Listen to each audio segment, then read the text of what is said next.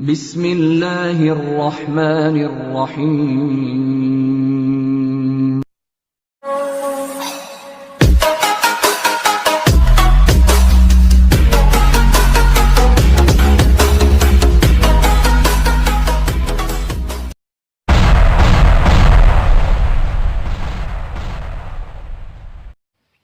औज़ुबिल्लाहिमिनश्शैतानिर्रजीम बिस्मिल्लाहिर्रहमानिर्रहीम अस्सलामु अलैकुम वरहमतुल्लाहि वबरकातुहू। डियर व्यूअर्स, मेरा नाम मोहम्मद नासिर आहिर और आप देख रहे हैं मेरा यूट्यूब चैनल मैथ्स.इन। आज के लेक्चर के अंदर हम लोग एक्सरसाइज 3.6 का क्वेश्चन नंबर 11 से लेकर 20 तक डिस्कस करेंगे। तो चलते हैं अपने लेक्चर की तरफ।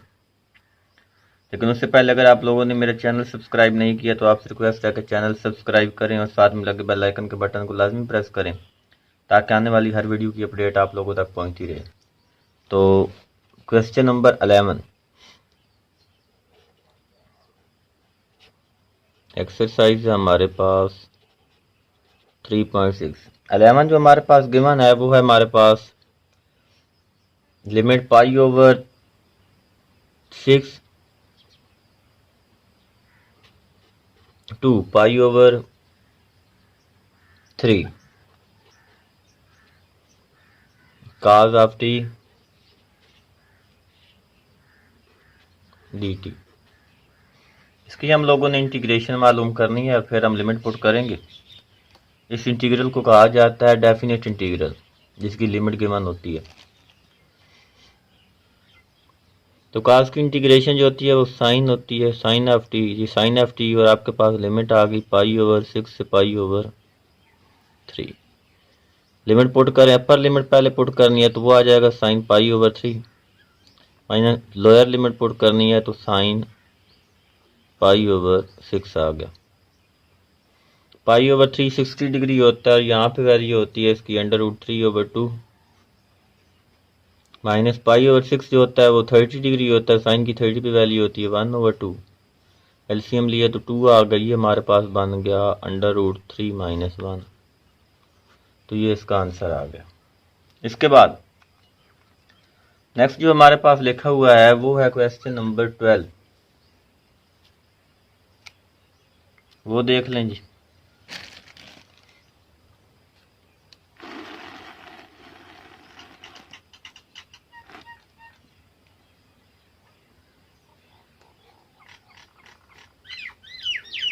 ट्वेल्व हमारे पास जो है इसकी लिमिट है 1 से 2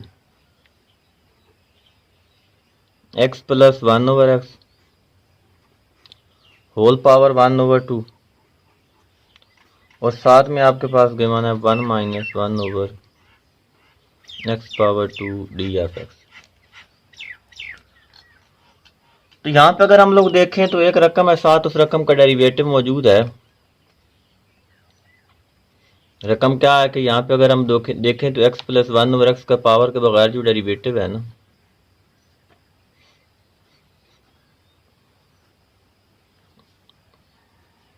वो x का तो 1 आ जाएगा। ये आपके पास आएगा x पावर -1। तो पावर स्टार्ट में पावर में से एक लेस विदाउट पावर डेरिवेटिव, तो वो फिर ये आपके पास। तो ये मतलब साथ वैल्यू मौजूद है तो हम लोगों ने क्या करना है, इस फंक्शन की पावर के अंदर एक नंबर ऐड करना है। एक नंबर ऐड करेंगे तो 1/2 के अंदर एक ऐड करेंगे तो 3/2 और उसी से नीचे डिवाइड करवा देना है और लिमिट जो है वो 1 से 2। तो ये बन जाएगा हमारे पास 2/3 और अंदर हमारे पास आ जाएगा x प्लस 1/x, ये नहीं है 3/2 और लिमिट 1 से 2। अब वैल्यू पुट करते हैं जी हम लोग। अपर लिमिट मतलब 2 plus 1/2 whole power 3/2 minus lower limit 1 plus 1/1 whole power 3/2। इसको जब हम लोगों ने हल करना है तो ये 2/3 ये हमारे पास बन जाएगा 5/2 होल पावर 3/2 और ये हमारे पास बन जाएगा 2 पावर 3/2। मजीद इसको हम लोगों ने क्या लिख लेना है, ये हमारे पास 2/3, ये 2/3 आ गया। अब हम लोग क्या करेंगे कि ये जो 5/2 होल पावर 3/2 है, इसको हम ऐसे भी लिख सकते हैं 5 × 5 अंडर रूट, मतलब 5 पावर 1 और 1/2 अलहदा करके। इसी तरह ये नीचे 2 लिखा हुआ है, इसको भी लिख सकते हैं 2 अंडर रूट 2। और ये जिस तरह लिखा हुआ है 2 पावर, इसको भी लिख सकते हैं 2 अंडर रूट 2। मजीद इसको थोड़ा सा सिंप्लीफाई करना चाहते हैं तो आप लोग क्या करें कि एलसीएम ले लें। एलसीएम जब लेंगे तो ये बाय तो आ गया 2/3, अंदर आपके पास बन जाएगा 5 under root 2 minus 4 × 2 over 2 under root 2। तो ये आपके पास बन जाएगा 5 under root 5 minus 8 over 2 under root 2, और ये 3/2, ये 2/3 जो है मैंने बाहर लिख लिया। तो यहाँ तक इसका सोल्यूशन जो है वो ठीक है आपके पास। क्वेश्चन नंबर 13 इसके बाद हमारे पास जो गिवन है वो है लिमिट 1 से 2 है इंटीग्रल की log of x D F x. तो सिंपल हम लोगों ने क्या करना है कि यहाँ पर log की इंटीग्रेशन लेनी है। आपको ये भी पता है कि log हो, लॉगरिथमिक फंक्शन हो या इन्वर्स फंक्शन हो, इसकी डायरेक्ट इंटीग्रेशन मालूम नहीं की जा सकती। तो ये 1 के साथ मैंने मल्टीप्लाई करवा दिया, इसको फर्स्ट कह दिया, 1 को सेकंड कह दिया मैंने। तो first sem integration of second x की 1 की इंटीग्रेशन एक्स आएगी, ये लिमिट भी अप्लाई करनी है ऊपर, minus integral sign integration of second, derivative आप फर्स्ट करेंगे तो log ऑफ एक्स का डेरिवेटिव जो है वो आपके पास ये आ जाएगा, और ये लिमिट 1 से 2 है, और ये डी ऑफ एक्स आ गया।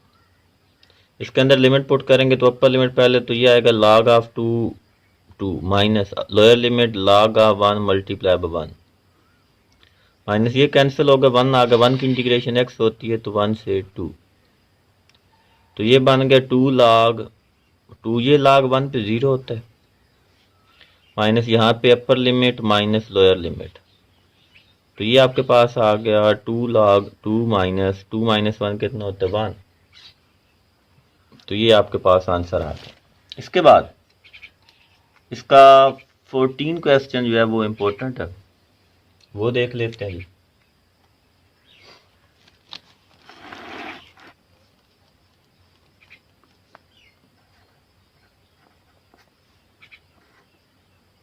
सबसे पहले जो इसकी लिमिट है वो 0 से 2 है, e पावर x/2 लिखा हुआ है, minus e power minus x/2 लिखा हुआ है। तो यहाँ पर भी क्या करना है, जस्ट हम लोगों ने एक्सपोनेंशियल फंक्शन के ऊपर अलग-अलग इंटीग्रल डिफरेंशियल अप्लाई करना है और सोल्यूशन निकाल लेना। e power x/2 dx minus e power minus x/2 dx 0 से 2।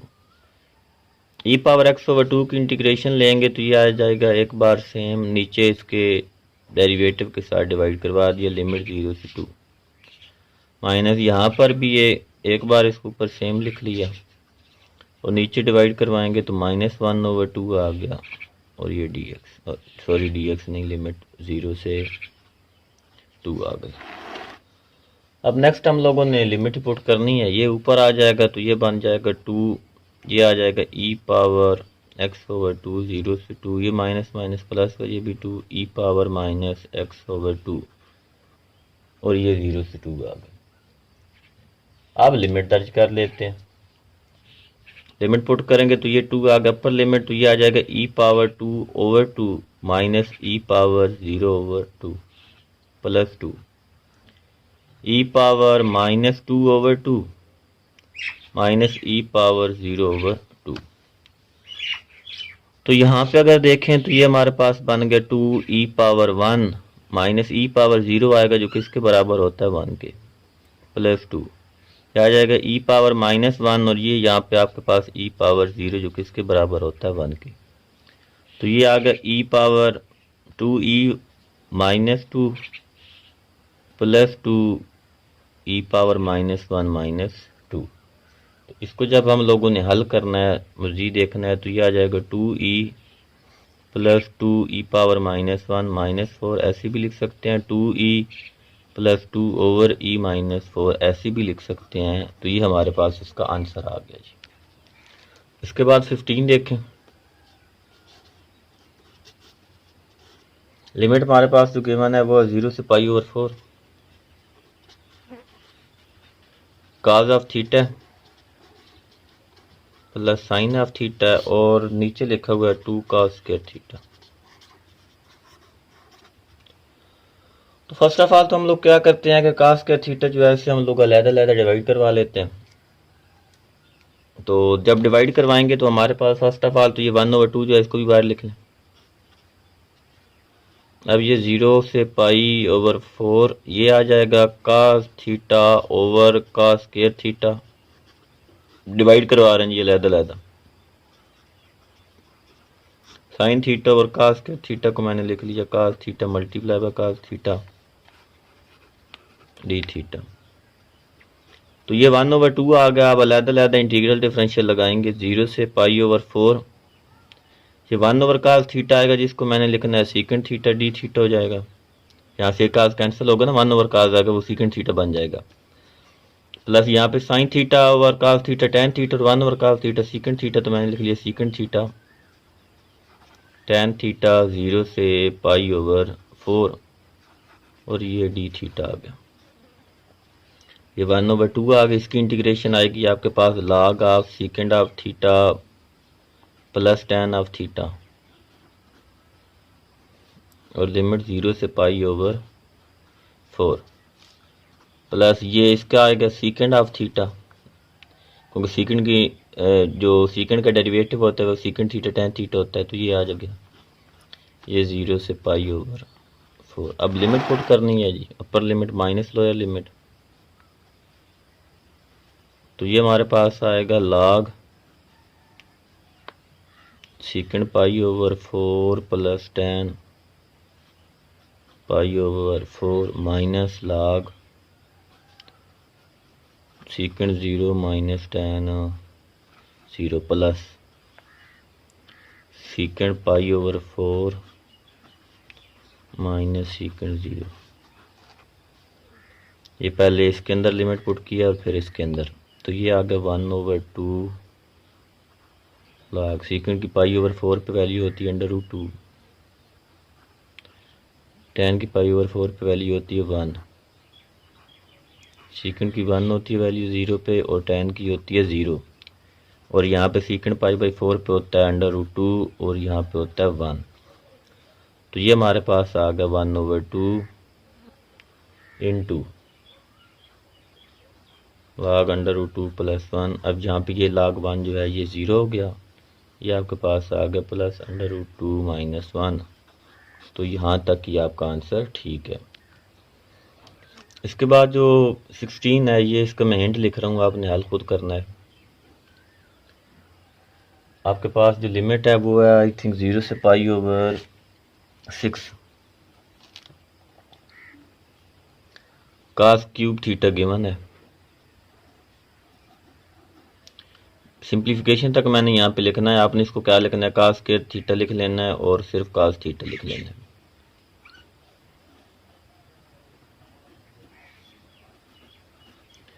अब ये जो cos² थीटा है इसको आप मज़ीद लिख लें 1 माइनस sin² थीटा।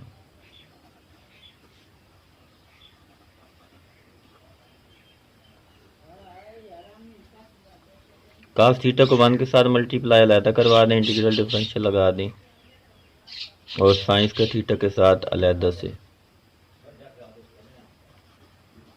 cos की इंटीग्रेशन आपको पता है साइन आ जाएगा। अब यहाँ पे देखें तो पावर के बगैर साइन का डेरिवेटिव साथ मौजूद है, तो साइन की पावर में एक ऐड कर देना है, उसी से नीचे डिवाइड करवा देना है। ये आप लोगों ने नेक्स्ट जो है वो खुद करना है, डू योरसेल्फ। इसके बाद अब हम लोगों ने जो हल करना है वो क्वेश्चन नंबर 17 है।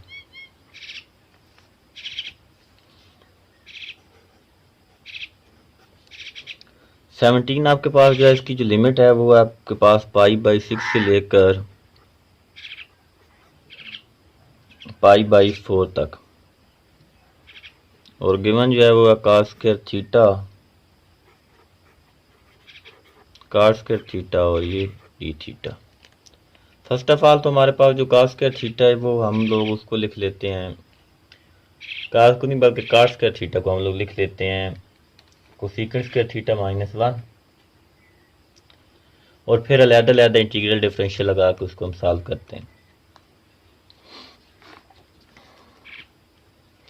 तो ये 0 से π/6 नहीं सॉरी π/6 से π/4 cos का थीटा इसी तरह आ गया। यहाँ पे हमने कार्ड को लिख लिया है कोसेकेंट स्क्वायर थीटा -1 और ये डी थीटा आ गया।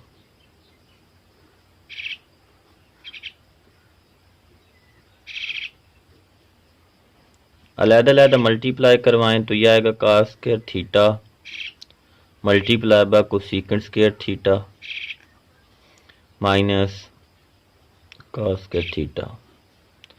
लिमिट भी अलग, डिफरेंशियल भी अलग लगा दिया। अब यहाँ पे ये आपके पास दोबारा से बन चुका है cos स्क्वायर थीटा।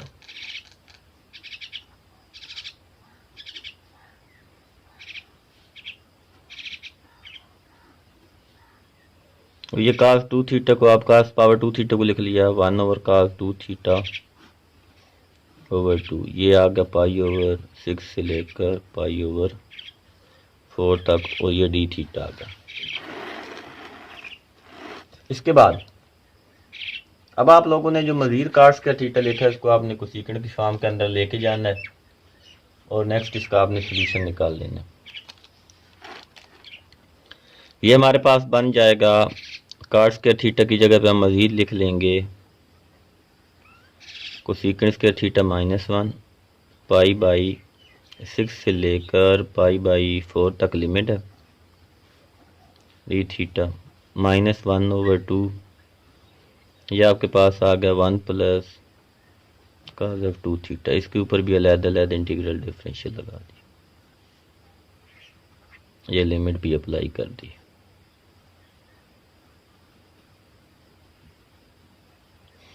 आप कोसेकेंट स्क्वायर थीटा के ऊपर जब अलग से इंटीग्रेशन लगाएंगे तो ये आएगा cot ऑफ थीटा, क्योंकि cot थीटा होता है, और माइनस का cot ऑफ थीटा।